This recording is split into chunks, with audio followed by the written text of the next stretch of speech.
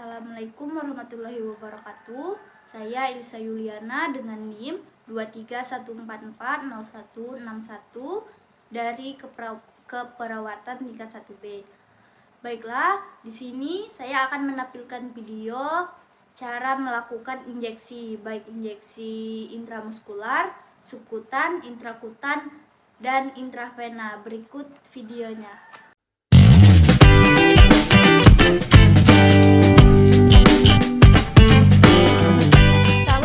Hai sahabat Upscape Indonesia, jumpa lagi dengan Suci di channel YouTube Upscape Indonesia. Kali ini kita akan membahas mengenai tata cara. Kita akan review lagi tata cara untuk melakukan injeksi.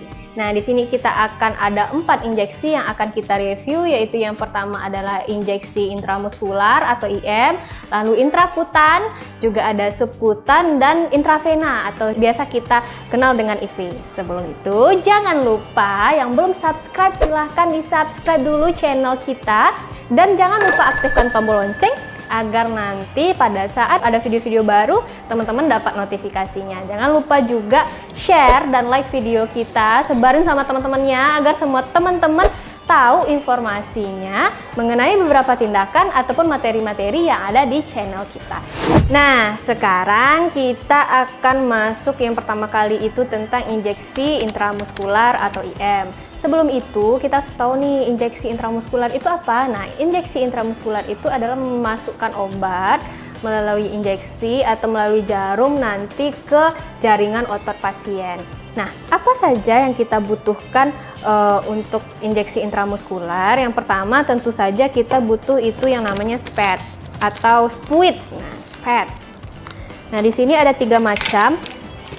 Ada yang 10 cc, ada yang 5 cc, ada yang 3 cc. Nanti ini tergantung kebutuhan dari atau order dari dokter, kebutuhan kita untuk masukkan obat. Nah, terus juga ada obatnya, ini berupa vial, lalu pengencernya, tergantung juga dengan order dokternya nanti ya rekan-rekan. Terus kita punya ini kapas alkohol atau alkohol swab untuk desinfeksi. Terus ada perlat, ini untuk supaya kita rapi ya, kerjanya nggak belepotan di tempat tidur pasien. Terus kita juga ada handscoon, ini untuk perlindungan kita dan pasien. Lalu terakhir ada nirbeken. Nirbeken biasa kalau setiap ada tindakan kita pasti bawa nirbeken. Oke, ini yang untuk intramuskular. Langsung aja kita cek cara untuk melakukan injeksi intramuskular. Oke, kita langsung masuk bagaimana cara melakukan injeksi intramuskular ya teman-teman. Nah, sebelum kita melakukan injeksi, terlebih dahulu kita pastikan dulu order dokter. Obatnya apa yang diberikan, berapa, dan kapan yang akan diberikan. Juga, setelah kita pastikan semua order dokter, kita pastikan benar dalam pemberian obat dan kita konfirmasi juga pada pasien. Kita jelaskan kepada pasien apa tujuan dari tindakan kita, apa yang kita inginkan dari tindakan kita, lalu di mana posisi yang akan disuntik dan apa obat yang akan diberikan. Setelah kita komunikasikan semuanya, kita cuci tangan. Oke, nah kita anggap kita udah cuci tangan. Biasanya kalau cuci tangan itu tangannya udah ke atas kayak gini ya teman-teman ya. Kita cuci tangan dulu. Setelah cuci tangan, setelah cuci tangan kita siapkan obatnya. Di sini udah ada obatnya. Encerkan dulu obatnya. Ini bisa menggunakan SPED 10 cc. Kita encerkan. Nah, seperti ini. Nanti kita encerkan obatnya sesuai dengan order berapa pengencerannya. Nah, catatannya teman-teman, jika seandainya pada saat menghapus obat atau pada saat kita mengencerkan obat itu atau mengambil obat juga, kalau seandainya cairan obat itu menetes ke jarumnya kita ganti sama yang baru. Nah, anggap sekarang ini obatnya sudah selesai kita encerkan, kita ambil obatnya. Nah, ini di sini kita udah masukin obat di dalam sini teman-teman. Kita sudah masukkan obatnya. Jadi setelah itu kita cuci tangan lagi, lalu kita akan posisikan pasien. Nah, di sini karena cuma ada tangannya aja ya, karena kita pakai Phantom, anggap sudah diposisikan. Nah, kita ambil di deltoid. Nah, kita posisikan, tengok di mana akan kita ambil, kita tengok massa ototnya, apakah mencukupi untuk melakukan injeksi di sini. Lalu setelah itu kita pasang handscoon. Handscoonnya udah terpasang. Lalu kita akan menginjeksikan. Sebelum itu kita desinfeksi dulu area yang direncanakan untuk penusukan. Nah, kita desinfeksi, kita akan ambil di sini dengan diameter 5 cm seperti biasa.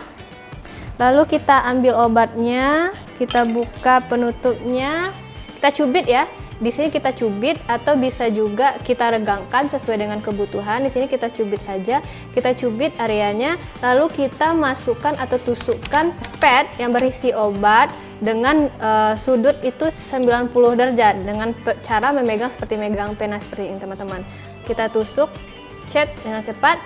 Nah, lalu setelah ditusuk dengan tangan yang tidak dominan, kita akan aspirasi. Kita tengok di sini apakah ada darah yang masuk. Nah, kalau tidak ada darah yang masuk, pelan-pelan kita suntikkan obatnya.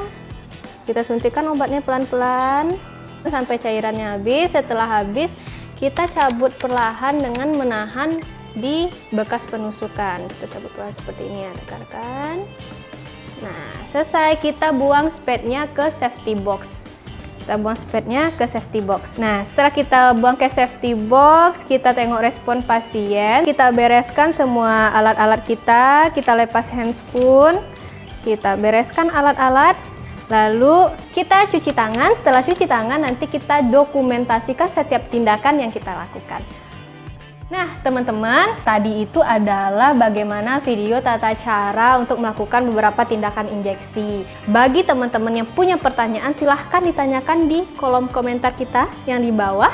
Dan bagi teman-teman yang masih punya banyak pertanyaan atau ingin mempersiapkan diri dalam ujian UKNI nantinya, teman-teman bisa ikut bimbel di Upscape Indonesia. Nah, informasinya nanti bisa ditengok di Instagram kita @upscape. Nah, silahkan dicek ya teman-teman. Dan jangan lupa untuk subscribe video ini, lalu aktifkan loncengnya agar teman-teman nanti dapat notifikasi dari video-video baru yang kita upload. Lalu jangan lupa di like dan share video kita agar informasinya menyebar dan informasi yang kita berikan itu berguna untuk kita semua. Oke teman-teman, sekian pertemuan kita kali ini.